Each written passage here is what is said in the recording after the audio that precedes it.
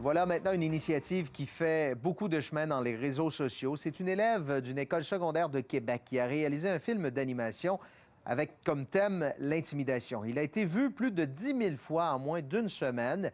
Odile Desaulniers a conçu 500 dessins qu'elle anime grâce à des répétitions photographiques et derrière ce petit bijou se cachent des centaines d'heures de travail. Pascal Poinlan a rencontré la jeune cinéaste.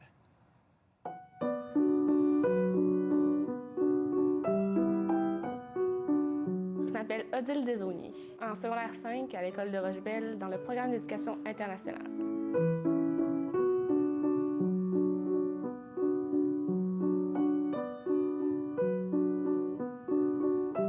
Ça me fait vraiment plaisir que le monde puisse voir mon travail.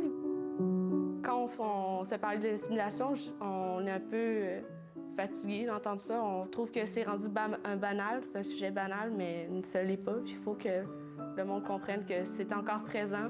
J'ai mis le lien sur le groupe Facebook de mon groupe en classe pour avoir leurs commentaires pour rédiger mon rapport après mon vidéo.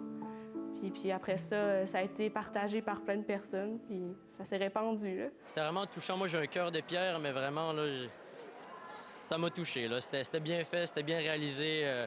Puis on était comme 20 jeunes à le regarder, puis on l'a comme applaudi vraiment, vraiment longtemps.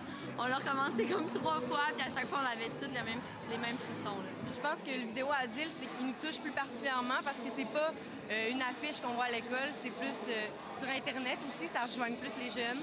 J'ai l'impression que ça va peut-être les amener à porter plus attention à ce qui les entoure, essayer peut-être de voir comment ils pourraient, eux, faire la différence, changer quelque chose et donner de l'espoir à ceux qui en sont peut-être victimes. Pour moi, l'intimidation, c'est un sujet assez important.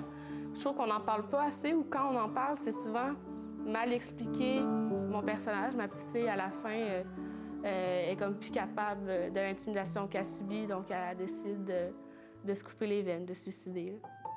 Mon vidéo, vu qu'il y a comme un élément un peu surprenant, choc, un peu troublant à la fin, bien, ça vient toucher les gens.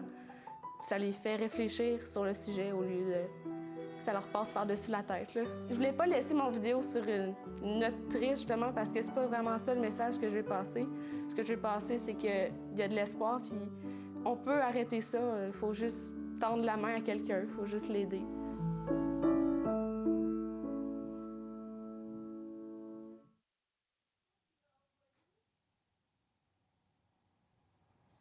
Vous voulez voir en entier cette vidéo? Nous avons placé le lien sur notre site internet www.radiocanada.ca. Vous pourrez ainsi, vous aussi, le partager.